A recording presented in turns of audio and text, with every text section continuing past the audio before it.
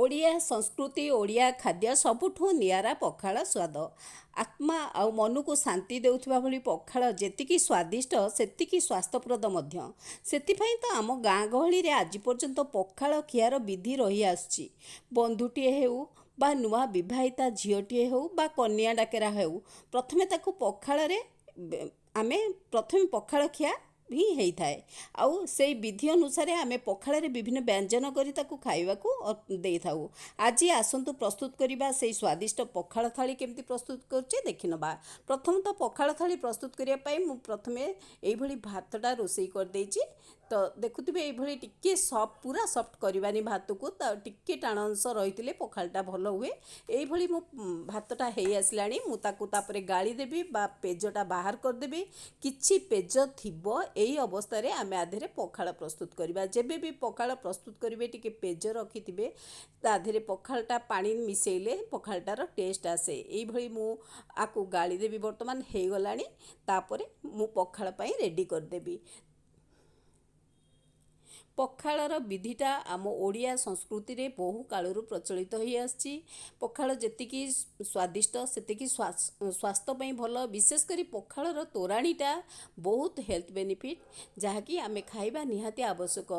Specially ସମର season ବା ଖରାଦିନେ ଏଇ ପଖାଳଟା ଖାଇବା ତ ନିହାତି ଆବଶ୍ୟକ, ଯାହାକି ଆମ ଦେହକୁ ଇମ୍ୟୁନିଟି ଦେଇଥାଏ ଆଉ ଦେହକୁ ଥଣ୍ଡା ରଖିବାରେ ସାହାଯ୍ୟ କରିଥାଏ। ପଖାଳ ତ ପ୍ରସ୍ତୁତ ହେଇଗଲାଣି। ବର୍ତ୍ତମାନ ମୁଁ ମାଛଟା ଭାଜି ନେଉଛି। ମାଛ ଭାଜିବା ପରେ ତାକୁ ମାଛ ତରକାରୀ ବି ପ୍ରସ୍ତୁତ କରିବି। ସେଥିଲାଗି କିଛି ମସଲା ବି ବାଟି ଦେଇଛି। ଅଦା, ରସୁଣ, ପିଆଜ ଆଉ ଗୋଟେ ଟମାଟୋ ଏଇ ପେଷ୍ଟ କରିନେଇଛି। ଏ ମାଛ ଭାଜି ସାରିଲା ପରେ ମୁଁ ତରକାରୀଟା ପ୍ରସ୍ତୁତ କରିନେବି। ସହଜରେ ଏଇଟା ପ୍ରସ୍ତୁତ ହେଇଯାଏ ଆଉ ବହୁତ ଭଲ ଲାଗେ। ପିଲାଠୁ ବଡ଼ ଯାଏଁ ସମସ୍ତେ ଏ ଖାଇବା ପାଇଁ ବହୁତ ପସନ୍ଦ କରିଥାନ୍ତି। ଆଜିକାଲି ବଡ଼ ବଡ଼ ରେଷ୍ଟୁରାଣ୍ଟ ହୋଟେଲ ମାନଙ୍କରେ ପଖାଳ ଥାଳି ମିଳୁଛି ସ୍ପେଶିଆଲି, କିନ୍ତୁ ଘରେ ଗୋଟେ ପ୍ରକାର ୟୁନିକ୍ ହୁଏ। କାହିଁକି ନା ଆମେ ଯେଉଁ ପ୍ରକାର ଚଟପଟି କରୁ ଘରେ, ସେଇଟା ପ୍ରାୟତଃ ଆମେ ନିଜ ହାତରେ ପ୍ରସ୍ତୁତ କରୁଥିବାରୁ ବହୁତ ଭଲ ଲାଗେ। ଆଉ ବେଳେବେଳେ ଦେଖୁଥିବେ ସାଙ୍ଗ ହେଇ ପଖାଳ ଖିଆଯାଏ, ସେଇଟାକୁ ପଖାଳ ଫିଷ୍ଟ ମଧ୍ୟ କୁହାଯାଏ। ସେଇଟା ତ ଆହୁରି ବହୁତ ଭଲ ଲାଗେ। ଆମକୁ ଏକତା, ବିଭିନ୍ନତା ମଧ୍ୟରେ ଏକତା ଶିଖେଇ ଦେଇଥାଏ ଏଇ ପଖାଳ ଖିଆ। ତେଣୁକରି ପଖାଳ ଆମ ସଂସ୍କୃତିରେ ଗୋଟେ ବହୁତ ବଡ଼ ଜିନିଷ। ଏବେ ମାଛ ଭଜା ହେଇଗଲାଣି। ମାଛ ଭଜା ମୁଁ କାଢ଼ି ନେବି। ତାପରେ ତରକାରୀ ପାଇଁ ମୁଁ ସେଇ କରେଇରେ କିଛି ପିଆଜ ଭାଜି ନେଉଛି। ପିଆଜଟା ଟିକେ ବ୍ରାଉନ୍ କଲର୍ ହେଇଯିବ ବା ରେଡ଼ିସ୍ ବ୍ରାଉନ୍ ହେଇଯିବ, ତାପରେ ସେ ମସଲା ପେଷ୍ଟଟା ଦେଇ ଭାଜି ନେବା। ତ ପିଆଜ ଏଇଭଳି ମୁଁ ଭାଜି ଦେଉଛି। ମୁଁ ଆଜି ମାଛ ରଖିଛି, ଜେନେରାଲ ମାଛ, ରୋହି ମାଛ ରଖିଛି। ତାପରେ ପୋହଳା ମାଛ ମଧ୍ୟ ରଖିଛି। ଆଉ ଏଭଳି ମୁଁ ପିଆଜ ହେଇଗଲାଣି। ମୁଁ ବର୍ତ୍ତମାନ ପେଷ୍ଟଟା ଦେଇ ଦେଉଛି।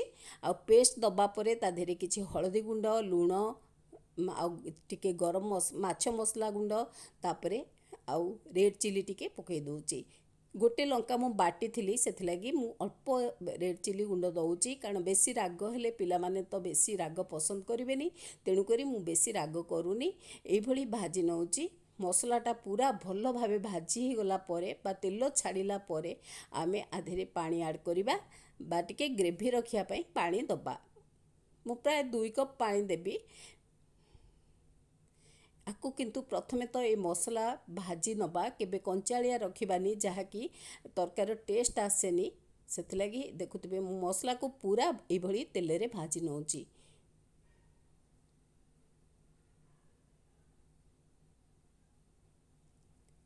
ଏବେ ପାଣି ଆଡ଼୍ କରିବି, କାରଣ ଯେମିତି ଆମେ ଯେତିକି ଆମର ଭାଜି ହେବା କଥା ଭାଜି ହେଇଗଲାଣି। ବର୍ତ୍ତମାନ ପାଣି ଦେଇଦେବା। ପ୍ରାୟ 1.5 କପ୍ ପାଣି ଦେଉଛି। ଆଉ ଏଇ ପାଣିଟା, ଗ୍ରେଭିଟା ଟିକେ ଥିକ୍ ହେଇଗଲା ପରେ ଆମେ ମାଛଟା ଆଡ଼୍ କରିବା। ଦେଖନ୍ତୁ ଫୁଟିଲାଣି। ମୁଁ ବର୍ତ୍ତମାନ ମାଛଟା ଆଡ଼୍ କରିଦେଉଛି। ଏଇଭଳି ମୁଁ ଆଜି ମାଛ ତରକାରୀଟା ପ୍ରସ୍ତୁତ କରିନେଉଛି। ପ୍ରଥମେ ପଖାଳ ପାଇଁ ମାଛ ଭଜା, ମାଛ ତରକାରୀ ମୁଁ ପ୍ରସ୍ତୁତ କରିନେଉଛି। ଯେଉଁଟା ରୋହି ମାଛ ଭଜା, ରୋହି ମାଛ ତରକାରୀ ଏଭଳି ମୁଁ ପ୍ରସ୍ତୁତ କରିଦେଇଛି।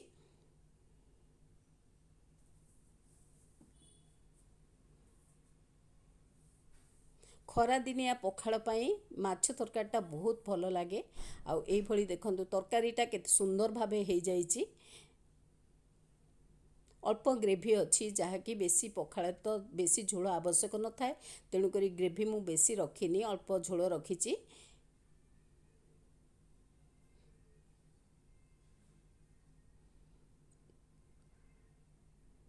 तो एबे गैस रो फ्लेमटा बंद करदबा हमर तरकारी ହେଇଗଲାଣି। तापरे मु जो रखिथिली पोहळा माछ ताकू भाजिबा सेतिलागि मु गोटे करेई बसई देइची। करेई रे किछि तेल देई देइची आउ से माछ देई दउची। एइभଳି पोहळा माछ दउची गोटिकिया मु भाजिबी। भाजी सारला परे ताकू मसला सोरिष बटा मसला रे ताकू भल भाबे भाजी नेबी बा सुखा भजा करदेबी सोरिष बटा देइकिरी आग टिके भाजी दबा। मु किभଳି करूची प्रस्तुत करूची देखंतु एटा बहुत टेस्टी एइभଳି कले। प्रथमतः तेल रे आकु टिके फ्राए करदबा भाजी नबा। तापरे सोरिष बटा पेस्ट प्रस्तुत करिया पई मी किछि सोरिष नेइची सुखिला लंका दीटा नेइची देखुथिबे बाटीबा पई आउ अध चामच सोरिष नेइची अध चामच जीरा नेइची रसुण 8 रु 10 कुला नेइची बड़ रसुण आकु सबु बाटिकिरी मु गोटे बहुत सुंदर पेस्ट प्रस्तुत करदेबी।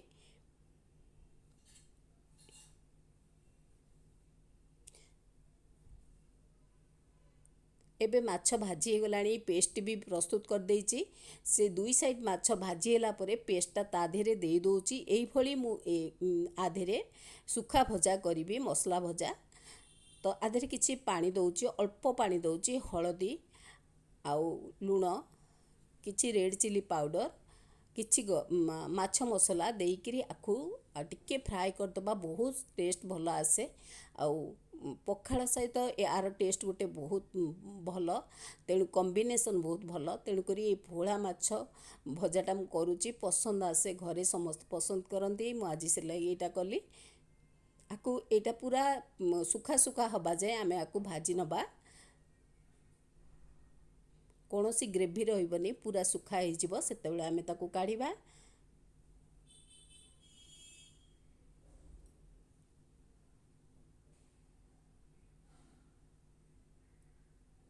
पखाळ सबु सीजन रे भल लागे किंतु समर सीजन रे स्पेशली खरा दिने बेसी परिमाण रे बहुत लोक पसंद करती। आमे एका नो समस्ते देश विदेश रे लोक भी बहुत समस्ते पसंद करती पखाळ को।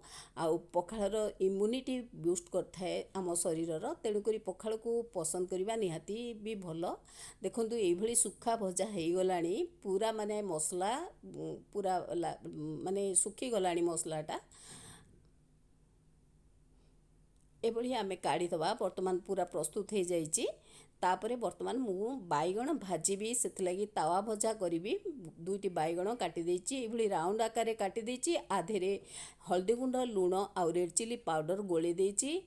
आउ गोलेबा परे मु ताको तावा रे पकेइकी भाजी नउची दुई साइड करी बढ़िया से भाजी ही जिवो। आ पखाळ सहित यार टेस्ट मध्ये बहुत भल आसे। बेले बेले मु पिठौ देई भाजे किंतु आज एमती जनरल भाजी नउची।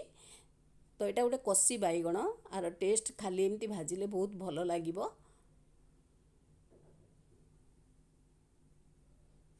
प्राय तो दुई साइड भाजी ही गलानी आउ टिके भाजी होला परे मु ताको काढ़ी देबी।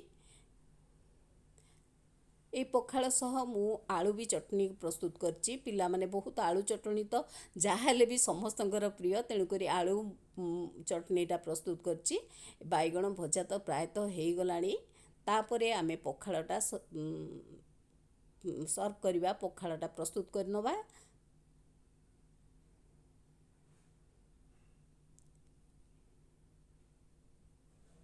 एबे पखाळ पाई मु किछि देखुथिबे आधेरे बाउले गिनारे पखाळ रखि दे भात रखि देइछि आधेरे पानी देई दोउछि।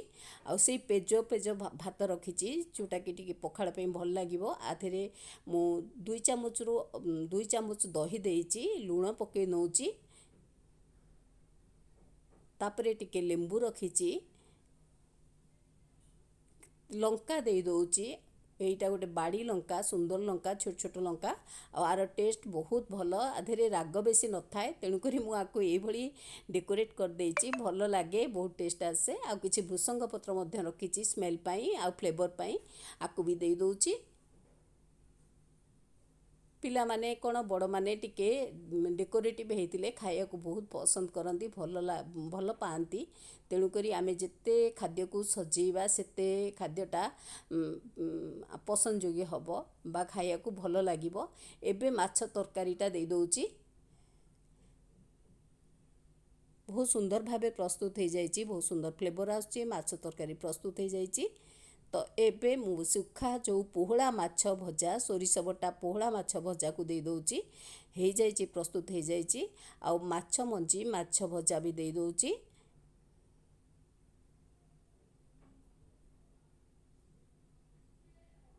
केते शीघ्र केते फटाफट प्रस्तुत हो जाउची, अति सहज रे एटा प्रस्तुत हो जाए। मु आलू चटनी दे देइची, तो बाईगण भजा दे दउची।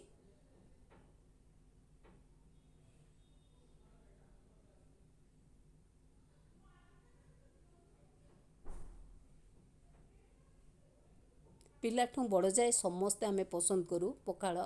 आउ देखो पियाज टिके देइची, पखाल रे पियाजटा बहुत भल लगे, तो पियाज टिके देइची। एही भली आज पखाल थालीटी प्रस्तुत करुच्ची, दही पखाल थाली स्पेशल। पोहला माछ सोरिष बटा पोहला माछ, माछ तरकारी, माछ भजा, माछ मंजी, बाईगण आउ बाईगण भजा, आलू चटनी, पियाज एभली प्रस्तुत करची। फ्रेंड्स भल लगी निश्चय लाइक टे करेंगे, कमेंट शेयर सब्सक्राइब करेंगे केबे भी भूलिबेनी। रहुची, थैंक यू, नमस्कार, ममतानंद।